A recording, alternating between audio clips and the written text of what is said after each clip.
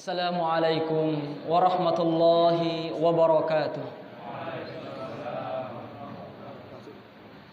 Alhamdulillah rabbil alamin.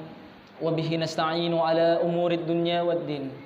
Wassalatu wassalamu ala nabiyyina Muhammadin wa ala alihi at-tahirin wa ashabihi ajma'in wa man tabi'ahum bi ihsanin ila yaumiddin. Asyhadu an la ilaha illallah wahdahu la syarika lah wa asyhadu anna Muhammadan abduhu wa rasuluh. Qala Allah Ta'ala ya ayyuhalladzina amanu taqullaha haqqa tuqatih wa la tamutunna illa wa antum muslimun. Amma ba'du.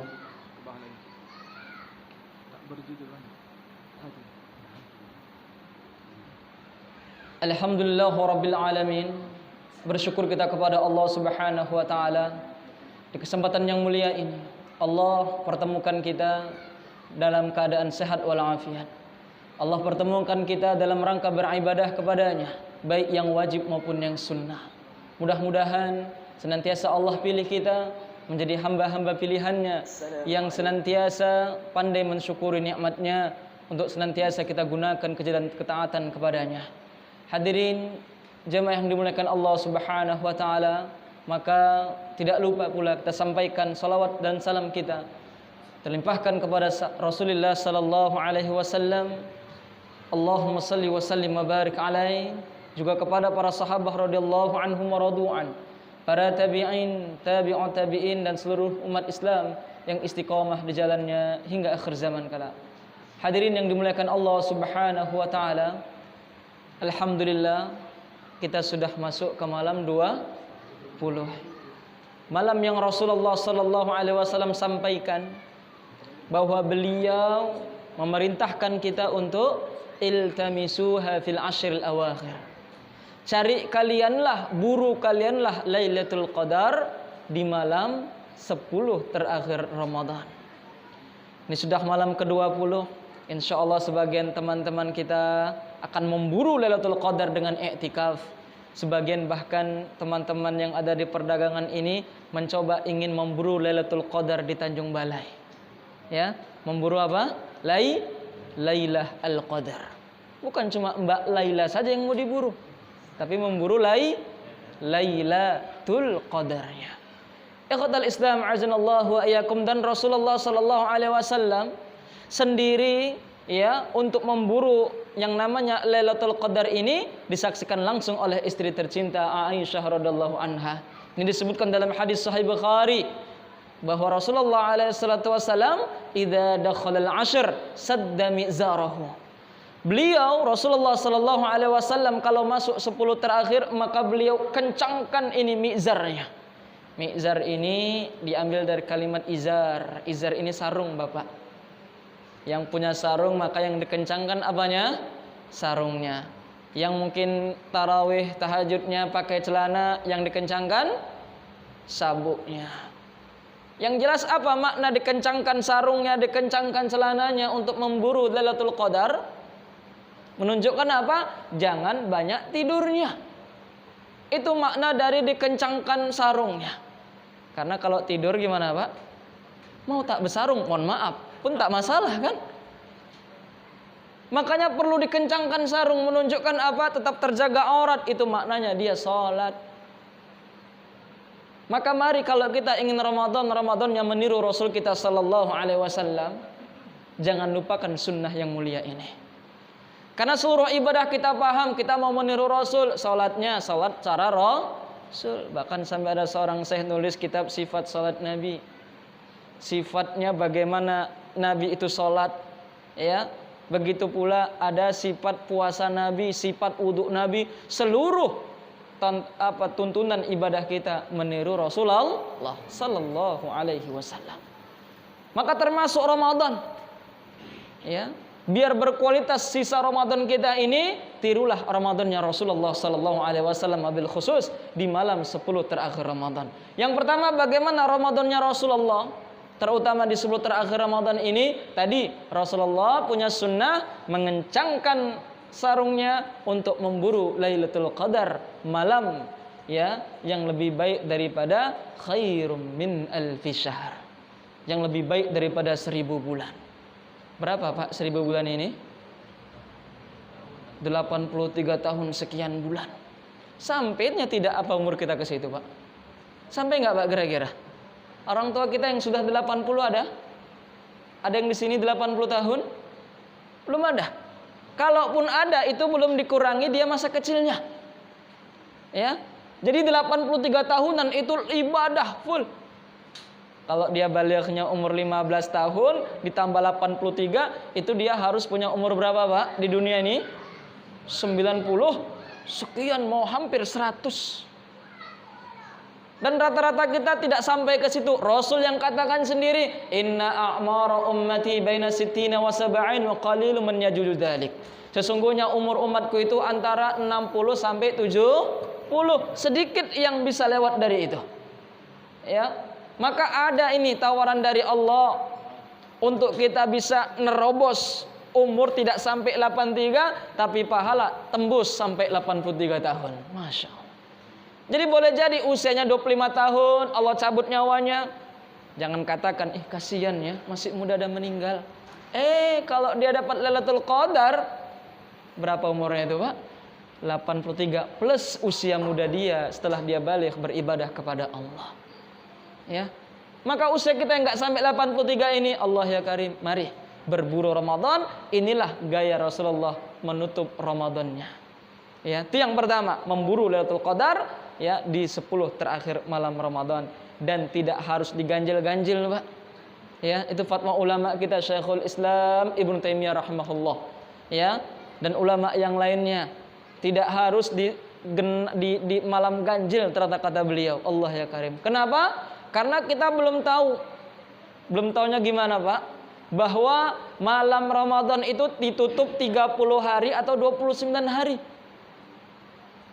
Kalau ditutup 30 hari, ya, maka memungkinkan tanggal 20, 22, 24, 26, 28, 30. Ya. Kalau cuma 29, ya oke lah 21, 23, 25, 27, 29. Maka kata beliau 10 malam terakhir full burulah Lailatul Qadar. Tapi Bapak Ibu yang dimuliakan Allah Subhanahu wa taala, maka meniru Ramadannya Rasulullah yang bukan cuma tadi salatnya, puas, wudunya, tapi kita ingin coba juga Ramadan kita meniru Rasulullah. Selain di 10 terakhir ini memburu Lailatul Qadar, kita kencangkan ikat sabuk sarung kita. Bahkan ahya lailahu, Rasulullah bangunkan Rasulullah bangun malam, menghidupkan malam-malam harinya untuk ibadah. Wa aiqadha ahlahu, dan membangunkan istrinya, membangunkan keluarganya.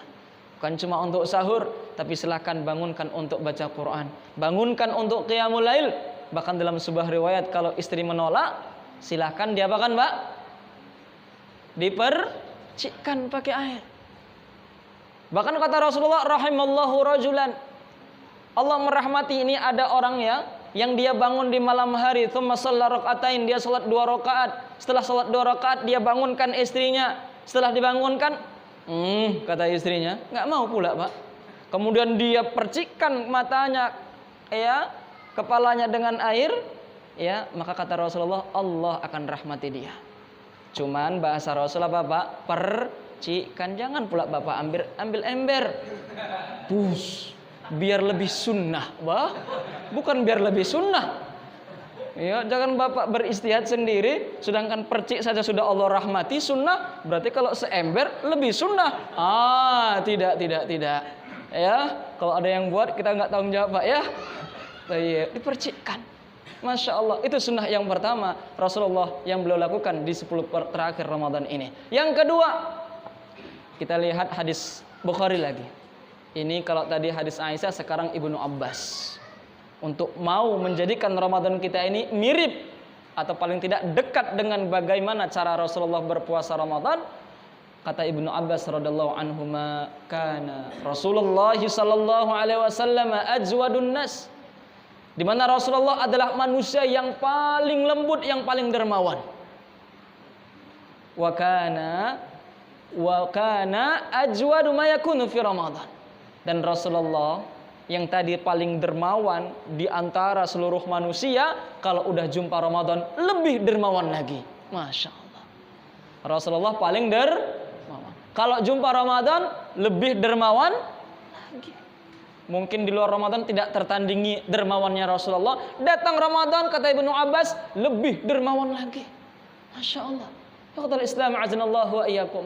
Ini menunjukkan dalam hadis Sahih Bukhari ini, dari hadis Ibnu Abbas ini, kalau mau meniru Ramadannya Rasulullah, jadilah orang-orang yang Ramadannya penuh dengan amal ibadah sedekah. Itu dermawan. Ya, jangan kita hanya niru Ramadannya Rasulullah, hanya menahan lapar dan haus. Siapa yang nggak bisa? Anak-anak kita, adik-adik kita SD pun bisa, ya Pak ya. Kalau perkara tahan lapar, tahan haus, banyak hari nggak bisa. Ya. Masalahnya apa? Kita ingin mirip Ramadannya sebagaimana Ramadannya Rasulullah. Tiru hadis Sahih Bukhari ini. Rasulullah manusia yang paling dermawan kalau udah jumpa Ramadan. Haina yalqahu Jibril, yakni ketika beliau berjumpa dengan Jibril alaihissalam, fayudarisuhul Quran, Jibril mengajarkan Rasulullah Al-Quran. Wa kana ajwadu bil khair. Ya, bahkan beliau, kata Ibnu Abbas, adalah manusia yang lebih lembut lagi dalam hal-hal kebaikan, bahkan kalah itu ar-rih al-mursalah, angin yang berhembus. Angin yang berhembus itu kalah lembutnya dari tangan Rasulullah. Lebih cepatnya maksudnya, Pak. Angin berhembus gimana, Pak? Kencang ya. Dalam bab sedekah, Rasul lebih kencang lagi daripada angin itu. Masya Allah. Gimana kencangnya itu, Pak? Kalau awak gimana? Kencang apa enggak kalau sedekah ini? Berapa menit, Pak? 1. Nanti kita buktikan ya, insyaallah ya. Buka dompet. Oke? Sudah buka dompet, dipirik lah pula. Pirik ini ya. Dilihatlah pula kan? Udah dilihat semenit itu. Udah lihat itu, dipilih-pilih lagi. Mana ini yang merdeka atau yang belum merdeka ini? Ya kan? Yang merdeka disingkirkan. Tahu Pak yang merdeka? Soekarno-Hatta. Ya, kalau mau infak, wah, kayak belum merdeka dia. Yang masih pahlawan nasional. Yang gambarnya apa? Pegang golok. Masih ada pegang golok. Ya, pegang golok berapa ini, Pak? Pokoknya pahlawan nasional. Yang merdeka, padahal dia udah merdeka. Tapi kalau mau infak, nggak mau. Yang merdeka. Tayyib. Lama mikirnya, Pak. Rasulullah lebih lembut tangannya dibandingkan angin yang berhembus. Dalam hal kebaikan, itu Rasulullah. Maka siapa yang mau mencontoh Ramadannya Rasulullah, di 10 terakhir dia hidupkan malamnya memburu Lailatul Qadar, begitu pula jadilah manusia yang lebih dermawan lagi kalau sudah berjumpa malam mulia Ramadan. Hadirin yang dimuliakan Allah Subhanahu wa taala, yang ketiga, satu paket hadisnya, yakni Jibril mengajarkan beliau Al-Qur'an. Maka kalau mau meniru Ramadannya Rasulullah, Al-Qur'annya jangan lupa. Yang hari ini belum khatam Quran, udahlah, Facebooknya nanti aja. Ya Pak ya, Facebooknya nanti aja. Ya, grup WhatsApp sampai 20, 30, 50 grup, terbaca semua artikel di situ. Ya, berapa grup Pak Bapak punya? Mau sampai 10, bahkan ada yang juga tak terbaca-baca. Saya syukurlah dia tak terbaca. Yang penting jangan lupa Al-Quran. Imam Asy-Syafi'i, siapa yang tidak pernah dengar ceritanya? 1 bulan mampu 60 kali khatam. 1 bulan 30 hari, khatamnya 60, Pak. Bukan 60 juz, itu kita mungkin. Wah, itu pun udah jago. 60 juz berarti 2 kali khatam, Pak ya. Ya Allah, ini 60 kali khatam. 30 hari, menunjukkan 1 hari berapa kali? 2 kali khatam. 2 kali khatam itu 60 juz. Selama 24 jam sehari semalam, Imam Malik bisa membaca 60 juz. 24 jam, 60 juz, Pak. Apalah kerjanya Imam Syafi'i ini, Pak ya. Yang penting sama-sama 24 jam yang Allah kasih ke beliau dengan apa yang Allah kasih ke kita. Ya Pak ya, sama. Ya, maka ya qatal Islam azanallahu wa iyyakum, itu 3 cara mencontoh Ramadannya Rasulullah. Buru Lailatul Qadar di 10 terakhir Ramadan. Kemudian jangan lupa menjadi manusia yang paling dermawan. Kemudian bacalah Al-Qur'an, khatamkan sebanyak-banyaknya. Ikhwatal Islam azanallahu wa iyyakum. Namun tentunya di malam yang mulia ini kita mau menekankan di antara 3 ini, okelah yang tengah-tengah ini, Pak ya. Menjadi manusia paling dermawan, terutama virus COVID-19 ini yang mungkin belum hilang secara total, dan terus kita nantikan bagaimana Allah segera angkat penyakit virus ini. ya, di mana banyak kaum muslimin yang mereka juga ingin ibadah seperti kita, ingin sholat dengan khusyuknya, ya, ingin berlebaran dengan keluarganya, ya. Tapi boleh jadi Pak, di antara mereka ada yang sahur, ya, cuman satu kali sahur, berbukanya ya hanya dengan air putih saja. Bahkan beberapa pekan yang lalu kita dapat kabar seorang ibu 2 hari minum air mineral saja Pak, sampai meninggal dunia. Bapak, gimana kalau sekiranya ibu itu menuntut ke Allah, Pak? Ya Allah, aku di Indonesia tinggal, ya Allah. Aku di Indonesia tinggal yang katanya mayoritas umat Islam. Aku mati, ya Allah, karena lapar, ya Allah. Gimana Pak kalau beliau tuntut kita, Pak? Apa jawab Bapak? Apa jawab kita? Mungkin diam kita, Pak. Ya Allah. Hanya air mineral 2 hari dia bisa minum. Akhirnya Allah cabut nyawanya dengan kelaparan. Kita tahu kasus kelaparan sehingga merenggut nyawa itu ada di Afrika, ada di mana? Indonesia ada. Ya. Sudah mulai ada ya tadi. Boleh jadi dampak dari virus COVID-19 ini, maka alhamdulillah di perdagangan di Sumatera Utara lah ya. Alhamdulillah ya, namun tentu saja kita tidak mau ya meninggalkan saudara kita yang sangat mengulurkan, yang mengharap uluran bantuan tangan kita ini. Hadirin yang dimuliakan Allah Subhanahu wa taala, maka bismillah insyaallah setelah ini mari kita buktikan kalau kita mau Ramadan kelasnya Ramadan kita adalah bagaimana yang pernah dicontohkan Rasul kita sallallahu alaihi wasallam. Maka Bapak Ibu yang dimuliakan Allah, ingat apa yang mau kita lakukan dari sedekah untuk mencontoh Ramadannya Rasulullah. Ini sebenarnya Allah sudah katakan jauh hari dalam Al-Quran. Bahkan untuk mengajak kita sedekah, Allah sampai menggunakan bahasa fantastis Bapak Ibu. Apa yang Allah katakan dalam Qurannya? Allah pinjam. 2 kali minimal Allah katakan itu. Ya, ada di Al-Baqarah 245, ada di Quran surah Al-Hadid ayat yang ke-11-nya, man dzalladzi yuqridullaha qardan hasanah. Siapa yang mau meminjamkan kepada Allah pinjaman yang baik? Allah minjam, Mbak. Kebayang, Mbak? Allah minjam, layak enggak Allah minjam?